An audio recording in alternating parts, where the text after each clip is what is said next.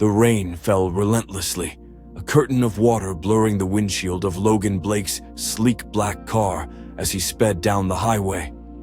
The rhythmic thump of the windshield wipers matched the pounding in his head, his thoughts a cacophony of numbers, contracts, and deadlines. The meeting he was headed to in the next city could determine the future of his rapidly expanding tech empire. There was no room for distractions.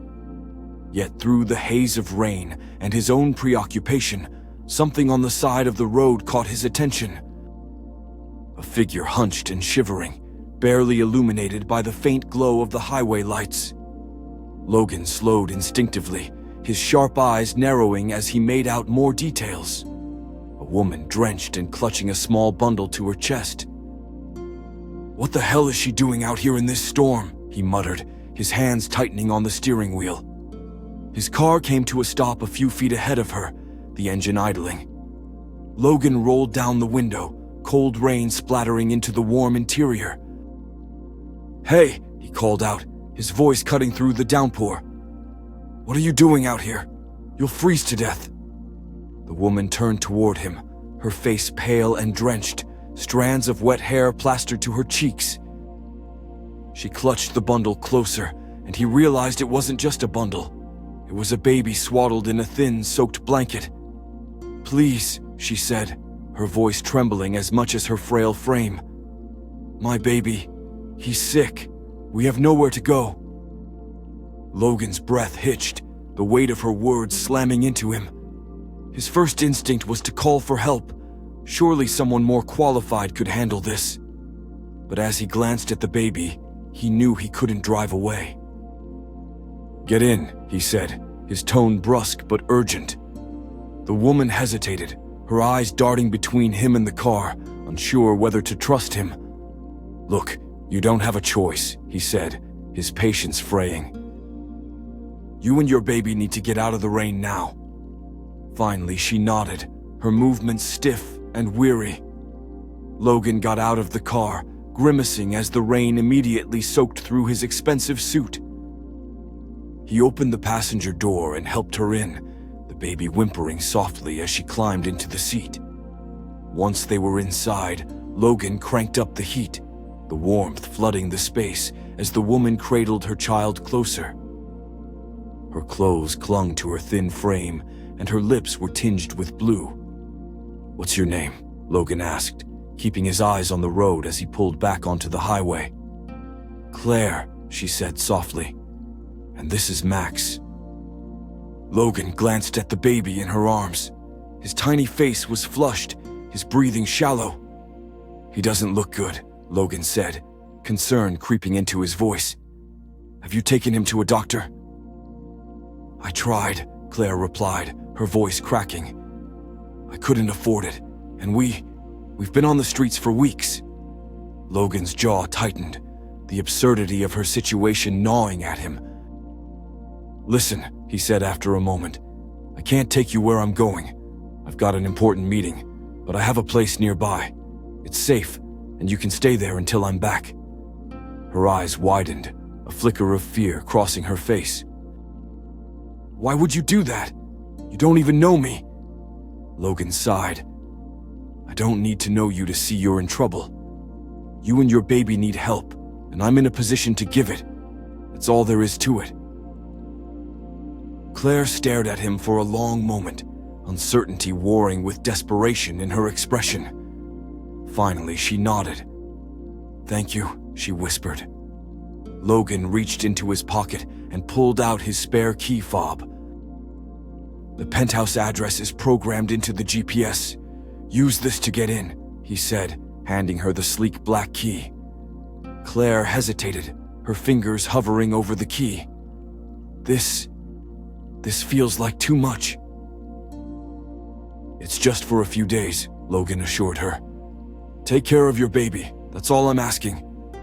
She took the key with trembling hands, her voice barely audible as she said, "I don't know how to thank you." "Don't worry about it," Logan replied, his tone firm but kind. "Just get Max warm and fed." As he pulled into a gas station to let her out, Logan watched her climb into a waiting taxi he had called for her.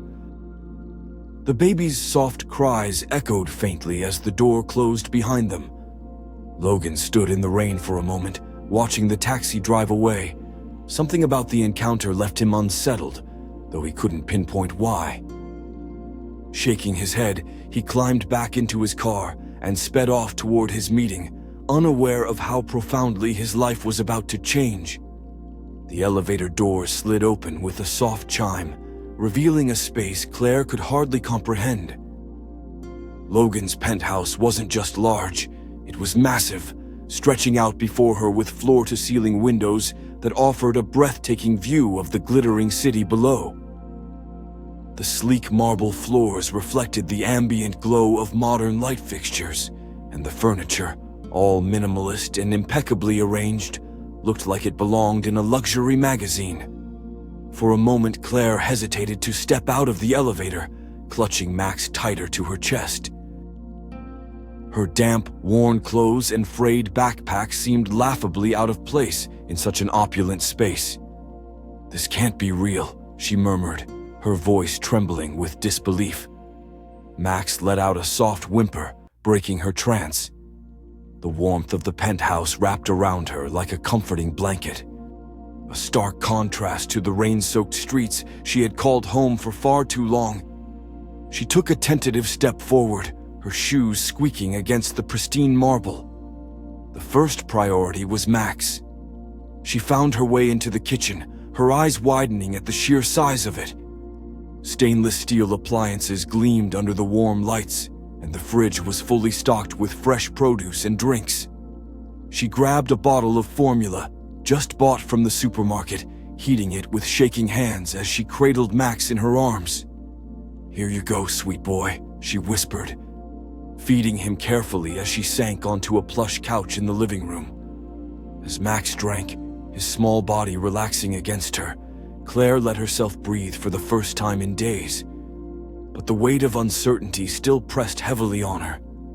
Why would someone like Logan help us? She glanced at the sleek key Phoebe had handed her, now sitting on the coffee table. People like Logan didn't stop for people like her, not in her experience. But as she looked down at Max's flushed cheeks, she pushed the doubts aside. Whatever Logan's reasons, he had given her a lifeline. Over the next few days, Claire tried to adjust to her new surroundings. At first, she felt like a trespasser in Logan's world. She was careful not to touch anything unnecessarily, afraid of breaking something that would cost more than she could earn in a lifetime. But as Max's fever subsided and his health improved, Claire began to let herself relax. The penthouse, once overwhelming, started to feel like a haven. One evening, as Max napped soundly in a makeshift bed she had crafted from soft blankets, Claire wandered the penthouse. Marveling at its understated beauty, gratitude welled up in Claire's chest, and she knew she couldn't sit idly by while Logan provided so much. Cleaning became her way of showing thanks. She started with small tasks, tidying the kitchen after meals, wiping down surfaces, folding throw blankets. But soon her efforts expanded. She organized the bookshelves, polished the marble floors until they gleamed, and even tackled the laundry. As she worked, a part of her felt grounded again. The act of putting things in order brought a sense of control she hadn't felt in years. But even as she began to feel more at home, shadows of her past lingered in the corners of her mind. Late one night, Claire sat by the window, gazing out at the city lights while Max slept soundly in the next room. Her reflection stared back at her from the glass, tired, haunted, and wary. She couldn't stop replaying the moments that had led her here, the fights with her father, the threats, the ultimatum that had left her no choice but to run. Claire closed her eyes, her fists clenching at the memory of his words. "You'll regret this. You can't hide from me forever." She glanced back at Max, her heart tightening. She had promised herself she would do whatever it took to protect him, even if it meant keeping secrets from the man who had shown her nothing but kindness. One evening, As she folded laundry in the living room, she caught sight of the news. Her breath hitched when she saw a familiar face flash across the screen, her father's. Claire grabbed the remote, lowering the volume as her father's voice boomed in a press conference. "To anyone with information about my daughter, Claire or her child, please come forward. She's in danger." Claire's hands trembled, the folded shirt falling from her grasp. She quickly turned off the TV, her chest tightening. The walls of the penthouse suddenly felt too close, the comfort too fragile. She glanced at Max sleeping peacefully and whispered to herself, "I can't let him find us." Despite her fear, Claire couldn't deny the gratitude she felt toward Logan. He had given her and Max more than shelter. He had given them a moment to breathe, a chance to feel safe, even if just for a little while. But as much as she wanted to stay, Claire knew her secrets were a ticking time bomb. When Logan returned, she wasn't sure how much longer she could keep them hidden. The elevator chimed softly as Logan stepped into the foyer of his penthouse. He pulled off his tie, sighing heavily after a grueling few days of meetings and late-night negotiations. He had barely thought about the strangers he had let into his home, assuming he'd return to find everything exactly as he left it, minimalist and pristine. But as he opened the door, he froze in his tracks. The faint scent of something warm and inviting wafted from the kitchen. Food that was new. The usually sterile air of the penthouse now smelled faintly of lavender, and soft music played from somewhere in the background. Logan's sharp eyes scanned the space. The marble floors gleamed brighter than ever. The countertops were spotless. Mail on his desk was gone. On the dining table sat a simple vase of fresh flowers, their bright petals adding a pop of color to the otherwise neutral tones of the room. His eyebrows furrowed as he stepped inside, the sound of his shoes against the marble seeming louder than usual. "This doesn't look like my home," he muttered to himself, his gaze darting from the flowers to the neatly folded throw blanket on the couch. From the living room, he heard a soft laugh, followed by a gentle voice.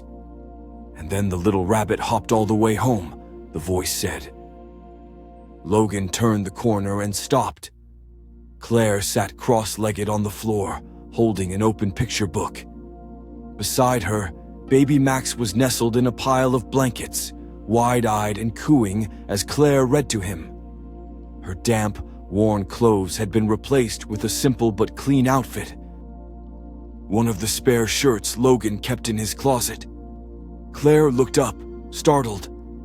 "Oh, you're back," she said, her voice tinged with nervousness as she quickly closed the book. For a moment, Logan was speechless. The sight of her and the baby in his space, so relaxed and at ease, unsettled him. Yeah, I'm back," he said awkwardly, running a hand through his hair. What's all this?" He gestured around the room. Claire stood, smoothing her shirt. "I wanted to thank you for everything. You didn't have to help us, but you did, and She hesitated, biting her lip.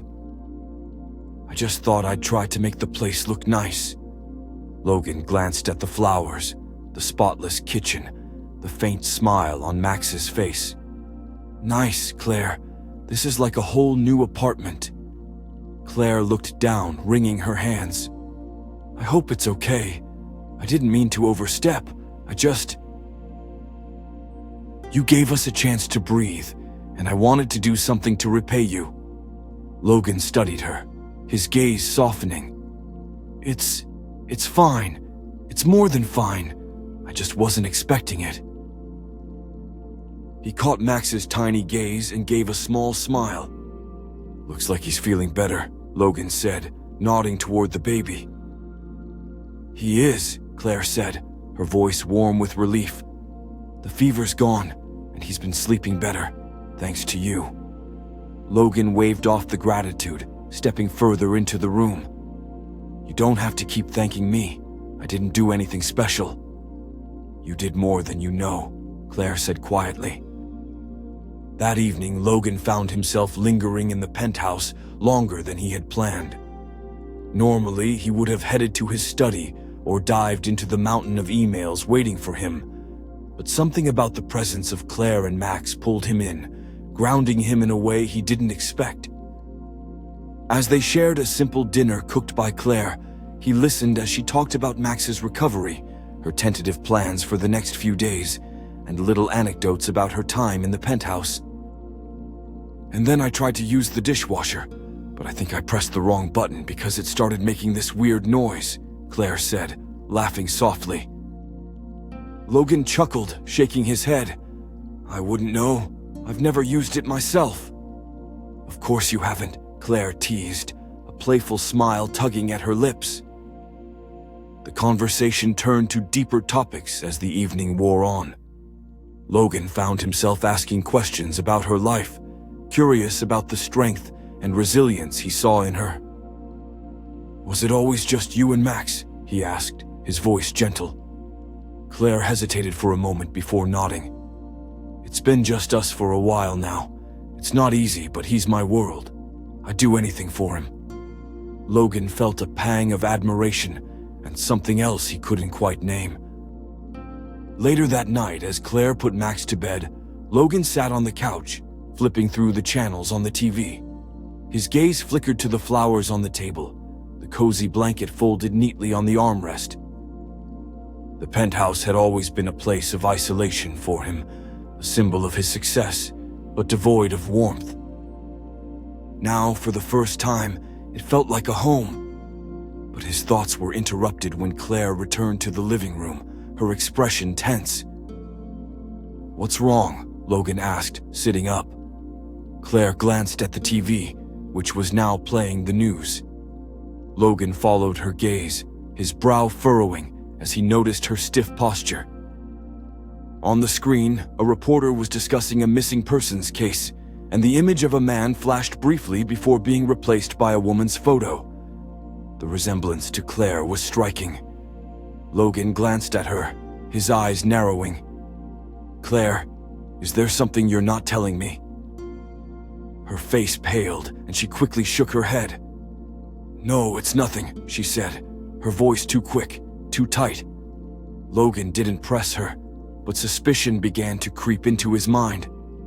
Something wasn't adding up, and he couldn't shake the feeling that Claire was hiding more than she let on. Logan's patience was wearing thin. Over the past few days, Claire's behavior had grown increasingly strange. She flinched whenever the phone rang and tensed whenever the news played on TV. Late at night, he heard her pacing in the living room, murmuring into her phone in a voice too low for him to make out the words.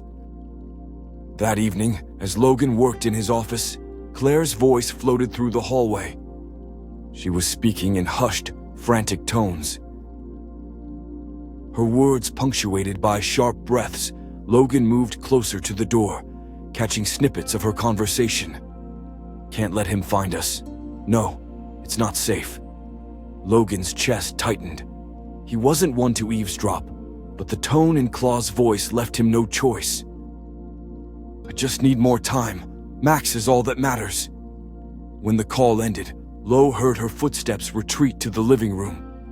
He stood frozen for a moment before storming down the hall, his mind racing. Claw was sitting on the couch, staring at her phone when Logan entered the room. His sudden presence startled her, and she quickly locked the screen, her face flushing with guilt. "Who are you talking to?" Logan demanded, his voice sharp. "No one," she stammered, avoiding his gaze. Logan crossed his arms, his expression hardening. "Don't lie to me, Claire. I heard you. You're hiding something." Her fingers tightened around the phone, and her shoulders slumped in defeat. "Logan, Who are you running from?" he interrupted, his frustration boiling over. "And why is your face on the news?" Claw's head snapped up, her eyes wide with panic. You saw that?" "Yes, I did, and I've been giving you the benefit of the doubt, But enough is enough." His voice softened slightly, though his tone remained firm. "I've let you stay here. I've helped you and Max, but I can't do that if I don't know the truth." Tears welled in Claw's eyes, and she clutched her phone to her chest as if it were a lifeline. For a long moment, the only sound in the room was the distant hum of the city below. Finally, she took a deep, shaky breath. "I didn't mean to lie," she said, her voice breaking. I was trying to protect Max." Logan's gaze softened, but he didn't speak, waiting for her to continue. Claw looked down at her hands, her words coming slowly. "My real name is Claw Montgomery. My father is Charles Montgomery." Logan's eyes widened. Charles Montgomery was a name even he recognized, a billionaire tycoon known for his ruthless business tactics and larger-than-life persona. Claire continued, her voice thick with emotion. "To the world, he's a powerful man, a philanthropist, but behind closed doors, he's controlling and abusive. My mother left him when I was a teenager, but she couldn't take me with her. I grew up in that house, under his rules, his expectations." She paused, wiping a tear from her cheek. "When I got older, I tried to break away. I wanted to live my own life, to be independent, but he wouldn't let me go. Then I met Max's father, a mistake I'll regret for the rest of my life. My father hated him, said he wasn't good enough for me. When I got pregnant, my father cut me off completely." Logan's jaw tightened, a mix of anger and sympathy rising within him. "After Max was born, my father started trying to take him away from me," Claw said, her voice trembling. "He said I was unfit to be a mother, that Max would be better off with him. He filed lawsuits, sent investigators to dig up dirt on me, anything to prove his case." She looked up at Logan, her eyes pleading. "I had no choice. I had to run. I've been living on the streets, trying to stay one step ahead of him. He doesn't care about Max. He just wants to win, to control me. I couldn't let him take my son." Logan let out a slow breath, trying to process everything she had said. He was no stranger to the cutthroat world of wealth and power, but the lengths her father had gone to chilled him. "Why didn't you tell me?" he asked, his voice quieter now. "Because I didn't think you'd understand," Claire admitted. "You're wealthy, successful, everything my father is. I thought if I told you, you'd turn me away or call him." Logan frowned, the sting of her mistrust evident in his expression. "Claw, I'm not your father. I helped you because I saw someone who needed it, not because of who you are or where you come from." Claw's shoulders sagged, and she looked away.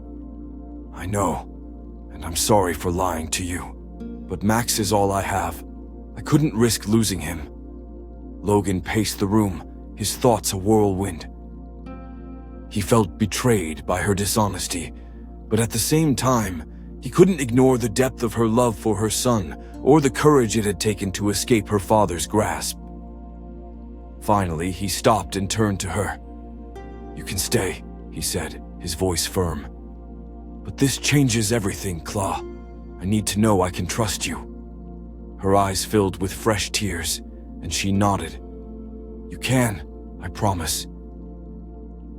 As they stood in tense silence, a sharp knock echoed through the penthouse. Logan's head snapped toward the door, his instincts immediately on alert. Claw's face went pale, and she clutched Max, who had begun to stir in his sleep. Logan strode to the door and peered through the peephole. A man in a dark suit stood on the other side, his demeanor cold and professional. "Who is it?" Claire whispered, her voice trembling. Logan's jaw clenched. "Private investigator." Claw's breath hitched, and Logan turned to her, his expression steely. "Stay here. Let me handle this." As he opened the door, he couldn't shake the feeling that this was just the beginning of the battle they were about to face. The tension in Logan's penthouse had been mounting ever since the investigators' visit. Had left with thinly veiled threats, but the next wave of attacks was far more direct.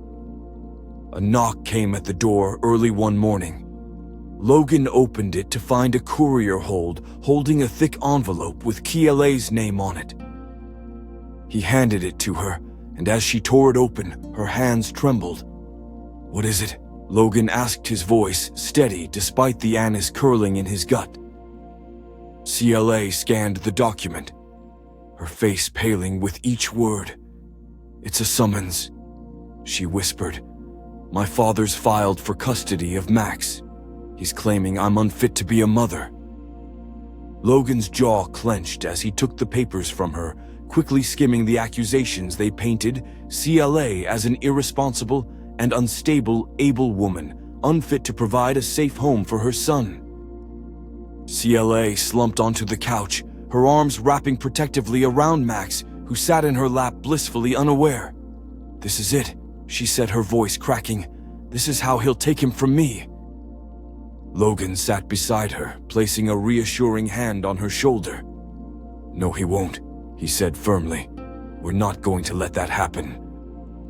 Logan wasted no time contacting his legal team, explaining the situation with an urgency his lawyers weren't accustomed to hearing from him.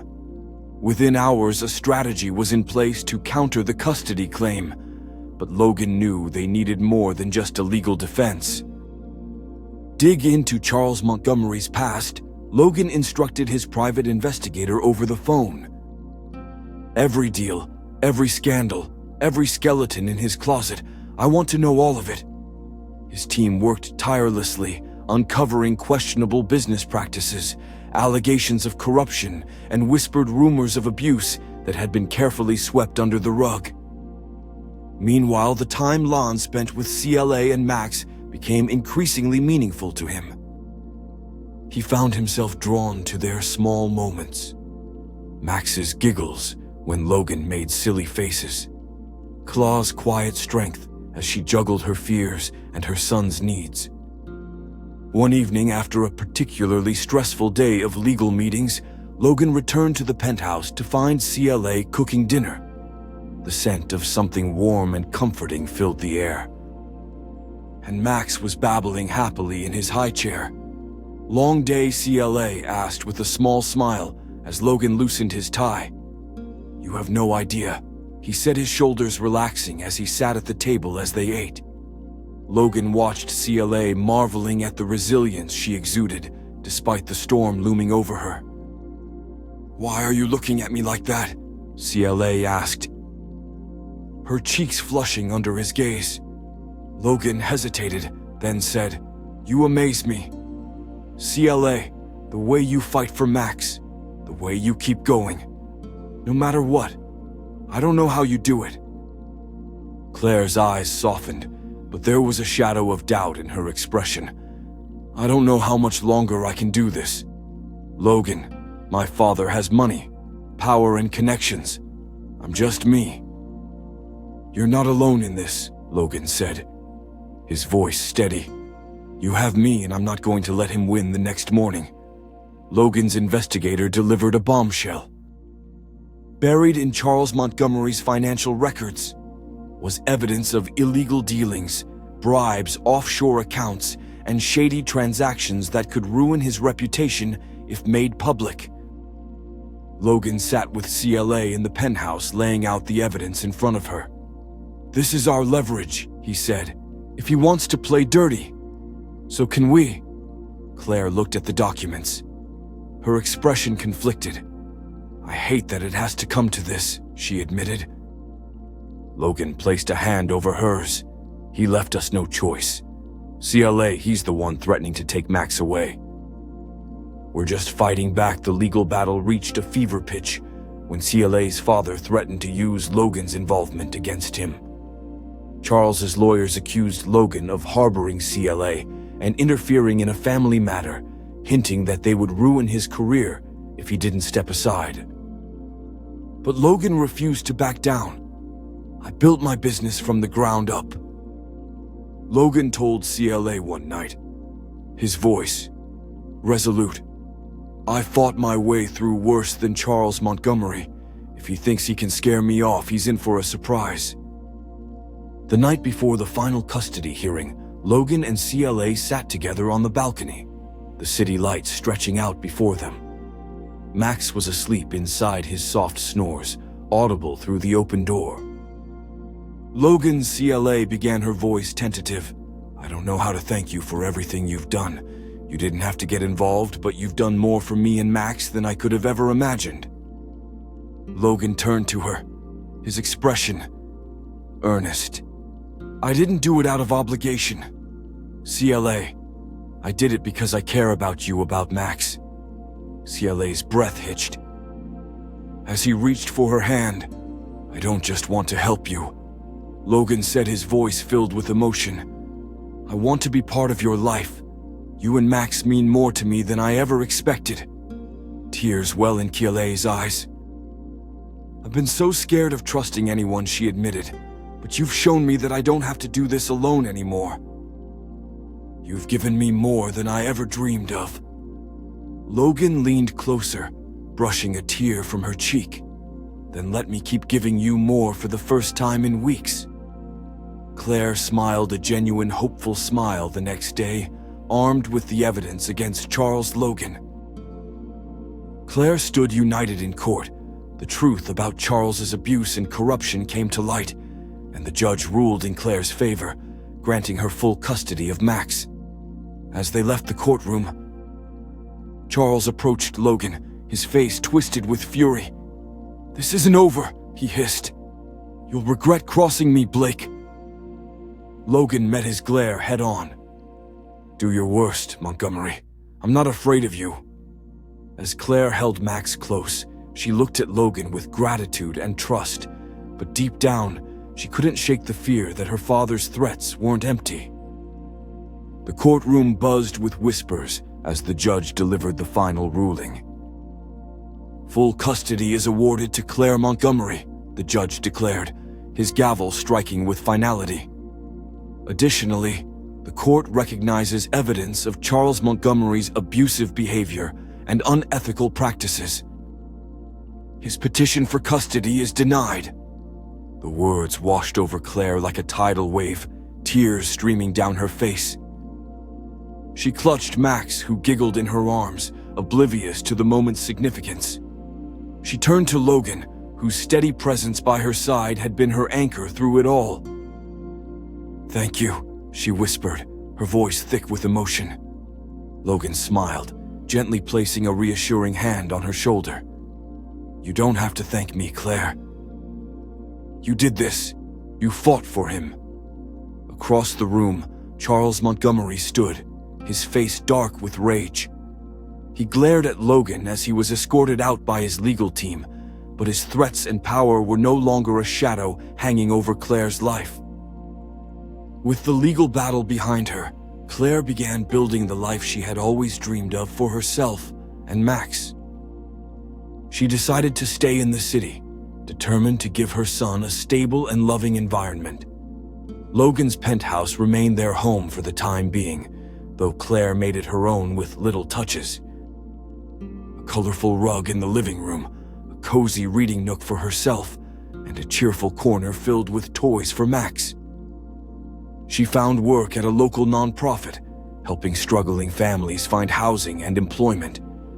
It was a cause close to her heart, and for the first time in years, she felt like she had a purpose beyond just surviving. Meanwhile, Logan found himself spending more and more time at home.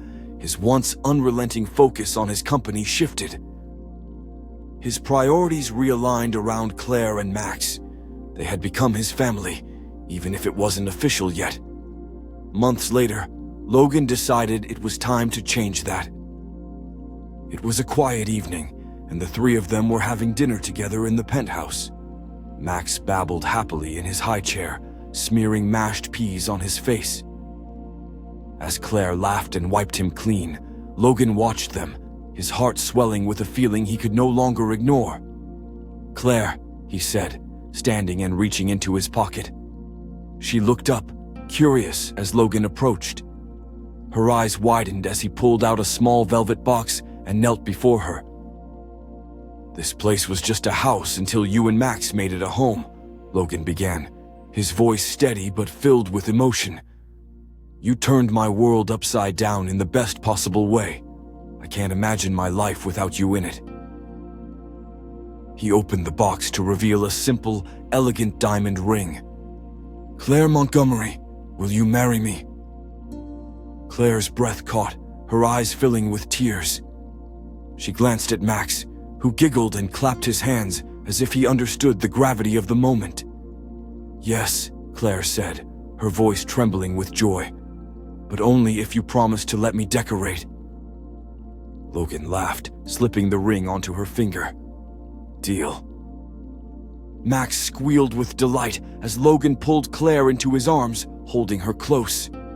Their wedding was a small, intimate affair held on the rooftop garden of Logan's penthouse. Friends, colleagues, and members of the community Claire had grown close to came to celebrate their love and resilience. Claire wore a simple, flowing gown. It shimmered in the sunlight, while Max, now toddling around, sported a tiny suit that had everyone cooing. Logan, looking dapper in a tailored suit, couldn't take his eyes off his bride. As they exchanged vows, there wasn't a dry eye in the room. "I promise to stand by you," Logan said, his voice thick with emotion. "To be your partner in every sense of the word, to love and protect you and Max, no matter what life throws our way." Claire smiled, tears slipping down her cheeks. "I promise to trust you," she said. "To build a life together where Max feels safe and loved every single day. You didn't just save us, Logan. You gave us a family." The celebration continued late into the evening, the rooftop lit by twinkling string lights and the glow of the city skyline. Laughter and music filled the air as guests danced and toasted the couple's happiness. At one point, Logan hoisted Max onto his shoulders, the little boy squealing with delight as they swayed to the music. Claire watched them with a full heart, marveling at how far they had come since that rainy night on the roadside. As the music softened, Logan pulled Claire close, holding her in his arms as they swayed. "Under the stars, you changed my life," Claire whispered, her voice barely audible over the gentle hum of the city that rainy night. "I thought it was the worst moment of my life, but it turned into the best thing that's ever happened to me." Logan kissed her forehead, his voice soft but resolute. "You and Max are the best thing that's ever happened to me, Claire, and I'm never letting you go." As they danced, surrounded by the people they loved in the city that had become their home. The past seemed like a distant memory. Together they had built something beautiful, something worth fighting for. That rainy night had changed everything. It hadn't just saved CLA and Max, it had given them and Logan a family. As Logan, CLA, and little Max danced under the stars, their journey reminds us of the transformative power of kindness, courage, and love. A simple act of compassion on a rainy night brought together 3 lives, creating a bond that defied all odds. If this story touched your heart, please like this video and share it with someone who believes in the magic of second chances. Don't forget to subscribe to our channel for more stories that inspire, move, and remind us all of the beauty in life's unexpected moments. Hit the notification bell so you never miss another heartwarming tale. Thank you for watching, and we'll see you in the next story.